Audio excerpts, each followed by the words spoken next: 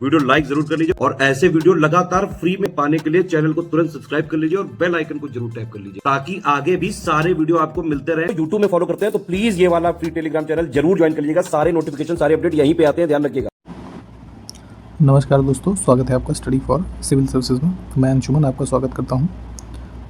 SS daily quiz में हम लगातार वीडियो सीरीज़ भी देख रहे हैं और इस पर्टिकुलर वीडियो में 3 मार्च के क्वेश्चंस को हम यहां पे सॉल्व करेंगे। ये ग्रुप आपने अगर अब तक ज्वाइन नहीं किया है तो डिस्क्रिप्शन बॉक्स में लिंक होगा, वहां से ज्वाइन कर सकते हैं और सारी क्विजेस को अटेम्प्ट कर सकते हैं। तो बिना किसी देरी के हम क्वेश्चन नंबर 1 से स्टार्ट करेंगे। पहला प्रश्न है कि घरेलू हिंसा से महिलाओं का संरक्षण अधिनियम किस वर्ष में अधिनियमित किया गया था। ठीक है, तो protection of women from domestic violence act बना था हमारा वर्ष 2005 में। ठीक, भारतीय संविधान के अनुसार निम्नलिखित में से कौन सा एक मौलिक अधिकार नहीं है। ठीक है, फंडामेंटल राइट्स की बात हो रही है तो यहाँ पे अगर हम देखें तो जो हमारा राइट टू प्रॉपर्टी है इसको फंडामेंटल राइट्स से जो है डिलीट करके 44th अमेंडमेंट जो हमारा कॉन्स्टिट्यूशन का हुआ था 1978 में, ठीक, इसके द्वारा इसको फंडामेंटल राइट से हटा करके एक लीगल राइट बना दिया गया। ठीक है, तो अगर कभी पूछा जाए कि संपत्ति का अधिकार कैसा राइट होता है तो एक लीगल अधिकार होता है। ठीक, और अब इसको जो है मूव कर दिया गया है अनुच्छेद 300A के तहत। ठीक, कंप्यूटर में आईपी का पूर्ण रूप क्या होता है। ठीक है, तो यहाँ पे इंटरनेट प्रोटोकॉल जो है आईपी का पूर्ण रूप होता है। भारतीय संविधान के निम्न में से कौन से अनुच्छेद केंद्र और राज्यों के बीच प्रशासनिक संबंधों से संबंधित है। ठीक है, तो हमारा सेंट्रल और स्टेट्स के बीच जो एडमिनिस्ट्रेटिव रिलेशंस हैं इनका जो प्रावधान है हमारा यहाँ पे अनुच्छेद 256 से 263 के बीच दिया हुआ है। ठीक है, और जो केंद्र राज्यों से संबंधित हमारा संविधान का भाग है 11th है भाग है। ठीक है, इसको भी ध्यान रखिएगा। 2011 की जनगणना के अनुसार भारत में ईसाइयों का प्रतिशत कितना है। ठीक है, तो सेंसस अभी हम यही वाला फॉलो कर रहे हैं 2011 का, और इसमें जो ईसाइयों का प्रतिशत है माइनॉरिटी की कैटेगरी में भी भारत में है, लगभग इनका 2.30% है ना आबादी है।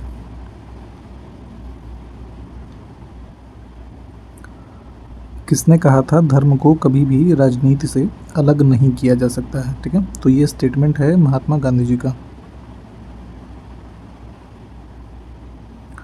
निम्न में से किस वर्ष में हाल ही का सूचना का अधिकार संशोधन अधिनियम अधिनियमित किया गया था। ठीक है, तो यहाँ पे जो हमारा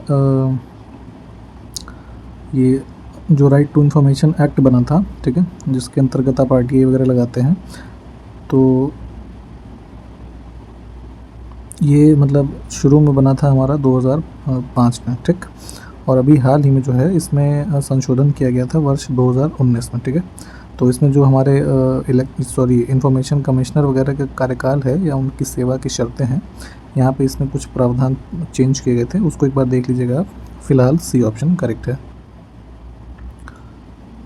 निम्नलिखित में से कौन भारत में प्रवाल द्वीपों का उदाहरण है। ठीक है, तो जो कोरल रीफ्स होते हैं हमारे, ठीक है, तो उन्हीं मटेरियल से बने हुए कुछ यहाँ पे आइलैंड्स हैं हमारे। अगर देखेंगे तो ये जो लक्षद्वीप आइलैंड है, ठीक है, ये हमारा कोरल आइलैंड के एक तरीके से एग्जाम्पल है भारत में। हाल ही में हुए आर्थिक सर्वेक्षण के अनुसार भारत में बैंक राष्ट्रीयकरण की स्वर्ण जयंती किस वर्ष में हुई। ठीक है, तो स्वर्ण जयंती का मतलब यहाँ पे देखें अगर हम तो जो 50 वर्ष का सेलिब्रेशन होता है उसको यहाँ पे है ना गोल्डन जुबली बोला जाता है। ठीक, तो बैंकों का राष्ट्रीयकरण हुआ था वर्ष 1969 में। ठीक, तो 2019 जो है ये 50 साल हो गया, तो यहाँ पे बैंक राष्ट्रीयकरण की जो है स्वर्ण जयंती मनाई गई।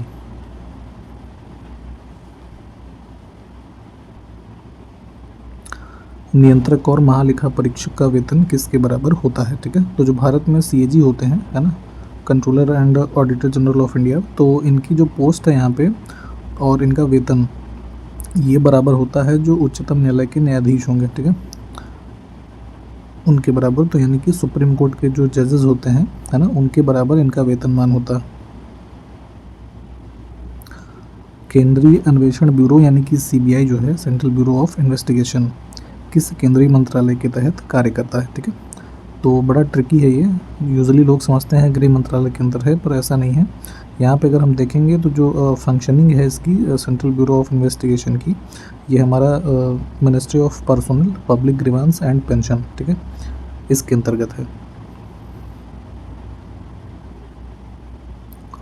भारतीय संविधान के निम्न अनुच्छेदों में से कौन सा अनुच्छेद भारत के महान्यायवादी के पद का प्रावधान करता है? ठीक है, तो जो अटॉर्नी जनरल होते हैं, है ना, ऑफिस ऑफ अटॉर्नी जनरल, तो ये प्रावधान हमारा दिया है 76 नंबर जो आर्टिकल है यहाँ पे।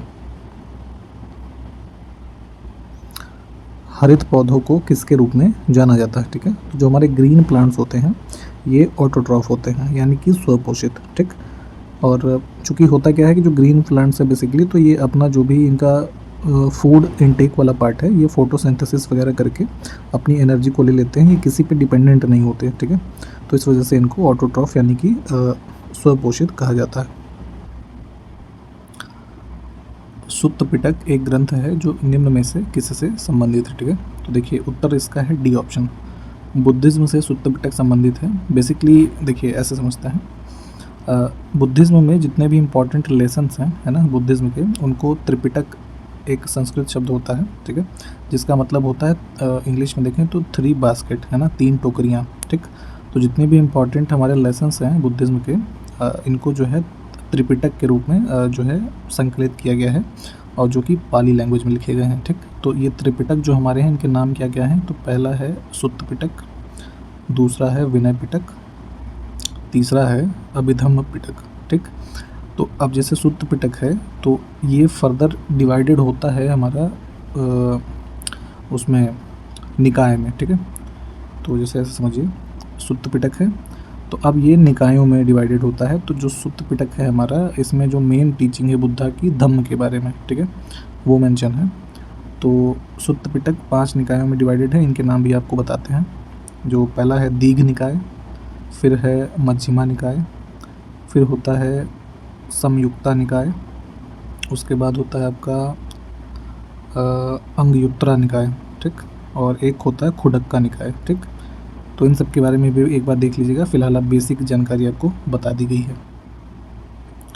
निम्न में से किस विटामिन को नियासिन के नाम से जाना जाता है? ठीक है, तो विटामिन B3 जो है इसको नियासिन कहते हैं, और इसकी कमी से जो है पेलाग्रा नामक बीमारी होती है, ठीक, जिसमें कि बॉडी जो होता है स्पेशली स्किन वो काफ़ी ड्राई और ऐसे रूखी रूखी सी हो जाती है, खुरदुरी टाइप की।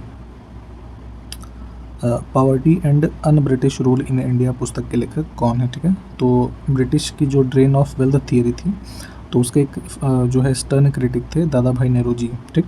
तो उन्हीं सब जो इवेंट्स हो रहे थे उन्हीं के क्रम में यहाँ पे एक पुस्तक लिखी गई इनके द्वारा, ये वाली, है ना। तो सी ऑप्शन करेक्ट है। वह अपराध जहां इंटरनेट पर नज़र रखने वाले आपको एक मैलवेयर संक्रमित फाइल डाउनलोड करने और डालने के लिए बरगलाने का प्रयास करेंगे, जो उन्हें आपके वेब कैम तक पहुंच प्रदान कर सकती है। तो इसको किस रूप में जाना जाता है? ठीक है, तो देखिए ऐसे समझिए होता क्या है कि जैसे मान लीजिए आपको कोई कंप्यूटर है, ठीक। अब आपको किसी ने ईमेल के थ्रू कोई एक मैलवेयर संक्रमित एक जो है फेक फाइल भेज दी कि आप उसको डाउनलोड करिए, ठीक है। तो अगर आपने उस फाइल को डाउनलोड कर लिया तो आपके सिस्टम में वो जो मैलवेयर है एंटर कर जाएगा, ठीक है। तो उसका काम क्या है कि वो एक्सेस करेगा जो आपके कंप्यूटर का वेब कैम है, ये फ्रंट में जो कैमरा होता है, ठीक है, उसको एक्सेस करेगा। तो उस जो कैमरा को एक्सेस करने के बाद क्या होगा कि बैकग्राउंड में वो चलता रहेगा और आप जो उस कंप्यूटर पे एक्टिविटी करेंगे, है ना, आपके फेशियल एक्सप्रेशन ये सब उसको दिखता रहेगा, ठीक है, या आपके उस कमरे में क्या क्या हो रहा है जहाँ पे कंप्यूटर है। तो ये सब जानकारी इकट्ठा करने के जो ये हमारे ऐसे अपराधी होते हैं, साइबर अपराधी, तो इस क्रिया को बोलते हैं साइबर स्टॉकिंग, ठीक है, मतलब साइबर रूप से किसी के ऊपर नज़र रखना।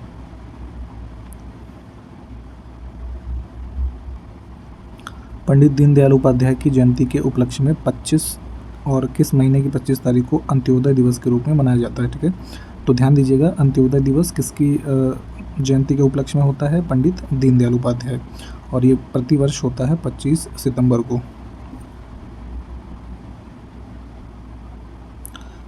2011 की जनगणना के अनुसार भारत की महिला साक्षरता दर कितनी है? ठीक है, तो सेंसस अभी हम वही वाला फॉलो कर रहे हैं, और अगर हम यहाँ पे देखेंगे तो महिलाओं की हमारी जो साक्षरता दर थी लगभग 65.5%। राज्य आपदा प्रबंधन प्राधिकरण में एक अध्यक्ष और अन्य सदस्य होते हैं जो किससे अधिक नहीं होने चाहिए, ठीक। तो देखिए, जो स्टेट डिज़ास्टर मैनेजमेंट अथॉरिटी होती है हर राज्य में, तो एक इसमें चेयरमैन होगा तथा 9 सदस्य इसमें मैक्सिमम हो सकते हैं, ठीक। उत्तर प्रदेश राज्य निर्वाचन आयोग का मुख्यालय निम्न में से किस जिले में स्थित है, ठीक है। तो जो यूपी का हमारा इलेक्शन कमीशन है ये है लखनऊ में, कैपिटल में। वर्ड डॉक्यूमेंट में शॉर्टकट Ctrl+E का उपयोग किसके लिए किया जाता है, ठीक है। तो जैसे कि माइक्रोसॉफ्ट वर्ड का सॉफ्टवेयर जो है उसमें मान लीजिए आप कोई डॉक्यूमेंट पे काम कर रहे हैं, ठीक है। जैसे मान लीजिए ये आपका इंटरफेस है, आपने यहाँ पे कुछ वर्ड्स ऐसे लाइंस लिख रखी हैं, ठीक। अब मान लीजिए चौथी लाइन में कोई सिर्फ आपने शुरू में एक शब्द लिखा है, अब इसको आपको यहाँ मध्य में ले आना है, सिर्फ उस एक शब्द को डायरेक्ट। तो आप इसको सेलेक्ट करके, ठीक है, इस 2 शब्दों को Ctrl+E बटन अगर दबाएंगे तो ये इस केंद्र में आ जाएगा, ठीक है। तो इसको सेंटर अलाइनमेंट बोलते हैं, ठीक है।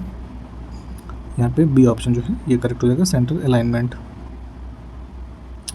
विश्व व्यापार संगठन का मुख्यालय कहाँ पर स्थित, ठीक है। वर्ल्ड ट्रेड ऑर्गेनाइजेशन की बात हो रही है, तो हेडक्वार्टर इसका है यहाँ पे जिनीवा में, ठीक।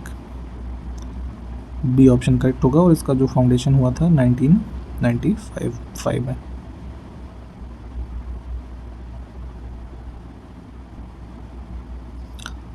भारतीय राष्ट्रीय कांग्रेस के कलकत्ता अधिवेशन जो कि 1906 में हुआ है, इसके अध्यक्ष कौन थे। तो यहाँ पे अध्यक्ष थे दादा भाई नौरोजी।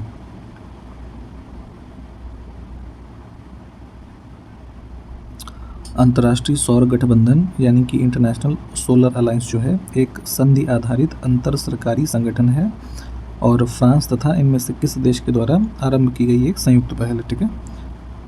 तो यहाँ पे इंटरनेशनल सोलर अलायंस जो है शुरुआत इसकी की गई थी वर्ष 2015 में, ठीक, जो है इंडिया और फ्रांस के द्वारा, ठीक है। और इसका जो हेडक्वार्टर है ये कहाँ है, तो ध्यान दीजिएगा ये भारत में हरियाणा के अंदर गुरुग्राम जो है वहाँ पर स्थित है। तो यहाँ से सी ऑप्शन जो है ये करेक्ट हो जाएगा।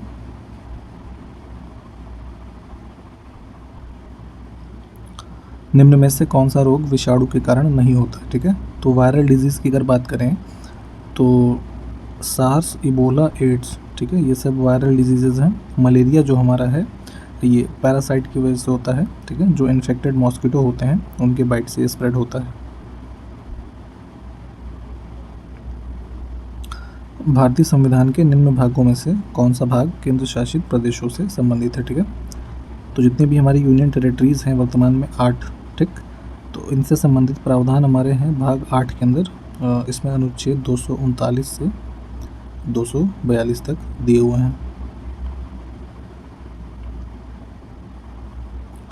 2011 में निम्न में से किस संवैधानिक संशोधन अधिनियम ने सहकारी समितियों से संबंधित एक नया निर्देशक सिद्धांत जोड़ा था, ठीक है। तो जो DPSP का पार्ट 4 है उसमें एक अनुच्छेद जोड़ा गया 43B, ठीक है, जिसमें हमारी कोऑपरेटिव सोसाइटीज़ के संवर्धन से संबंधित प्रावधान डाला गया और ये 2011 में अमेंडमेंट हुआ था 97th, ठीक, इसके द्वारा इसको ऐड किया गया है। कोविड के कारण मरने वालों के आश्रितों को मुआवजा देने के लिए जून 2021 में निम्न में से किस केस के मामले में सर्वोच्च न्यायालय ने राष्ट्रीय आपदा प्रबंधन प्राधिकरण को दिशा निर्देश तैयार करने का निर्देश दिया था, ठीक है। तो यहाँ पे मामला था रीपक कंसल बनाम भारत संघ, ठीक है। तो जब हमारा कोरोना की सेकेंड वेव चल रही थी तो उसमें जो है जो कोरोना के कारण मरने वाले जो लोग थे तो उनके आश्रितों को मुआवजा देने के लिए यहाँ पे जो हमारा नेशनल डिज़ास्टर मैनेजमेंट अथॉरिटी है इसको गाइडलाइन दिए गए थे सुप्रीम कोर्ट के द्वारा, ठीक। तो इस केस का नाम ध्यान रखिएगा, ए ऑप्शन करेक्ट है। वाराणसी, पाटलिपुत्र और मदुरई किस प्रकार के नगर वर्गीकरण से संबंधित है, ठीक है। तो अगर हम वैदिक टाइम से ही देखें तो इन तीनों स्थलों का जो है सांस्कृतिक रूप से तथा जो है एडमिनिस्ट्रेशन वाइज या स्ट्रैटेजिकली भी काफ़ी इंपॉर्टेंट शहर रहेगी, ठीक है। तो इनको हम जो है यहाँ पे प्राचीन शहर की कैटेगरी में जो है कंसिडर करेंगे, ठीक है। राजस्थान के पारंपरिक स्टिंग पपेट को किस रूप में जाना जाता है? ठीक है, तो स्ट्रिंग पपेट्स होती हैं, बेसिकली देखा होगा आपने, ऐसे गुड्डे गुड़िया ऐसे होते हैं जिनको तारों की सहायता से ऐसे पीछे एक आदमी खड़ा होगा जो अपने हाथों का मूवमेंट करके इन तारों को चला के, है ना, इनसे नृत्य वगैरह करवाता है। ठीक, तो इस प्रकार की जो कला है इसको बोलते हैं राजस्थान में कठपुतली। ठीक है, और अलग अलग राज्यों में जो है इसी चीज़ को अलग अलग नामों से भी जानते हैं। ठीक, तो राजस्थान का हमसे पूछा गया है, बी ऑप्शन करेक्ट होगा। भारत में कौन सा निकाय संसदीय चुनावों के लिए मतदाता सूची तैयार करता है और समय समय पर इसकी समीक्षा करता है? ठीक, तो जो हमारे पार्लियामेंट्री इलेक्शंस हैं, ठीक है, स्पेशली लोकसभा के लिए, तो यहाँ पे इसके लिए जो निर्वाचन की सूची है, मतदाता जितने भी हैं उनकी एक इलेक्टोरल रोल बनाई जाती है। ठीक, तो समय समय पे इसको रिवाइज भी किया जाता है हमारा इलेक्शन कमीशन ऑफ इंडिया के द्वारा। निम्न में से कौन सा मंदिर केरल में स्थित है? ठीक है, तो यहाँ पे दिए हुए ऑप्शंस में देखें तो श्री पद्मनाभ स्वामी मंदिर जो है ये केरल में है। ठीक, 1985 के 52वें संवैधानिक संशोधन अधिनियम द्वारा भारतीय संविधान में कौन सी अनुसूची जोड़ी गई थी? ठीक है, तो 10th शेड्यूल यहाँ पे जोड़ा गया था जिसमें कि एंटी डिफेक्शन लॉ जो है इन सब से संबंधित प्रावधान हमारे इसमें किए गए थे।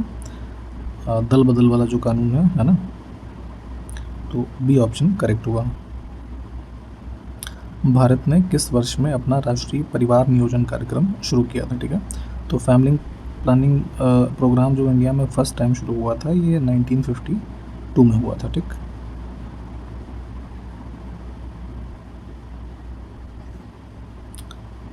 जब आपातकाल की उद्घोषणा चल रही हो तब निम्न में से किसे लोकसभा का कार्यकाल बढ़ाने का अधिकार है? ठीक, तो जैसे लोकसभा का कार्यकाल 5 साल का होता है, अगर मान लीजिए इमरजेंसी चल रही है देश में तो इस कार्यकाल को बढ़ाया जा सकता है, तो ऐसा करने का अधिकार भारत की संसद के पास है। ठीक, तो यहाँ से बी ऑप्शन करेक्ट होगा। और एक प्रश्न का उत्तर ये बताइए कि किस लोकसभा का कार्यकाल जो है वो 5 साल से बढ़ा के उसको आगे चलाया गया था? ठीक,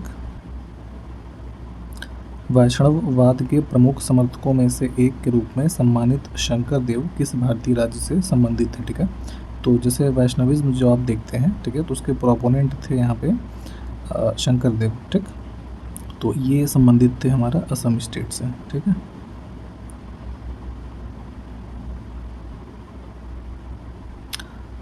राज्य में विश्वविद्यालयों के कुलाधिपति के रूप में कौन कार्य करता है? ठीक, तो जैसे मान लीजिए कोई स्टेट है उसमें जो यूनिवर्सिटीज़ हैं तो उसके चांसलर के रूप में उस स्टेट के जो हमारे गवर्नर होंगे, है ना, ये एक्ट करते हैं। ठीक,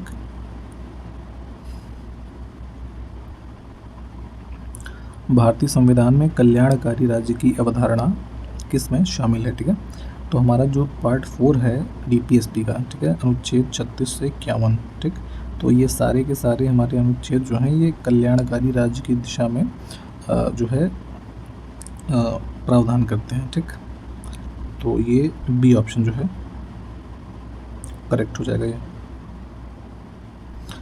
उस प्रसिद्ध भारतीय स्वतंत्रता सेनानी का नाम बताइए जिन्होंने स्वतंत्रता मेरा जन्मसिद्ध अधिकार है और मैं इसे लेकर ही रहूँगा इसका नारा बुलंद किया। ठीक है, तो फ्रीडम स्ट्रगल के टाइम पे ये जो हमारा स्लोगन दिया गया बाल गंगाधर तिलक जी के द्वारा। बी ऑप्शन करेक्ट हो जाएगा। और आप ये बताइए कि किस आंदोलन के दौरान इस स्लोगन को इनके द्वारा दिया गया।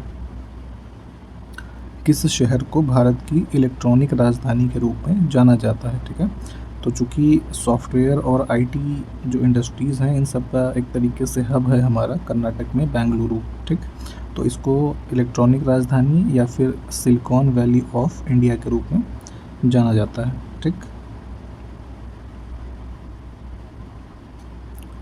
विदेशी मुद्रा प्रबंधन अधिनियम कब अधिनियमित किया गया था? ठीक है, फॉरेन एक्सचेंज मैनेजमेंट एक्ट जो है इसको फेमा के नाम से भी शॉर्ट फॉर्म में कभी कभी पढ़ते होंगे आप। ठीक, तो ये हमारा बनाया गया था 1999 में।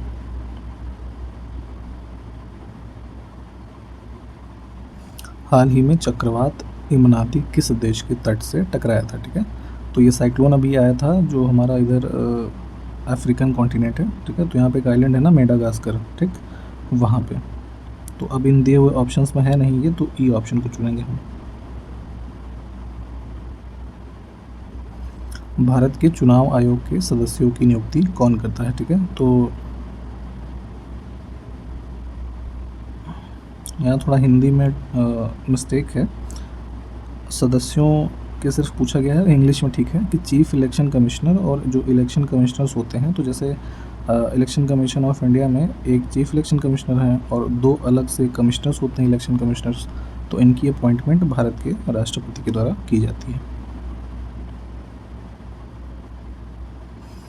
सीबीआई के निदेशक को सीवीसी अधिनियम 2003 द्वारा कार्यालय में कितने साल के या महीने के कार्यकाल की सुरक्षा प्रदान की गई है? ठीक है, तो जो सेंट्रल विजिलेंस कमीशन एक्ट हमारा है 2003 का, उसके अंतर्गत जो सीबीआई का डायरेक्टर होता है सेंट्रल ब्यूरो ऑफ इन्वेस्टिगेशन का, तो उनका जो डायरेक्टर होंगे तो उनको मिनिमम जो है यहाँ पे 2 साल का टेन्योर जो है इसकी एक तरीके से सिक्योरिटी प्रोवाइडेड है इस एक्ट के तहत। ठीक, तो यहाँ से सी ऑप्शन करेक्ट हो जाएगा। और इसी प्रश्न के साथ ये वीडियो समाप्त करेंगे। अगले वीडियो में मिलते हैं आपसे। नमस्कार, जय हिंद।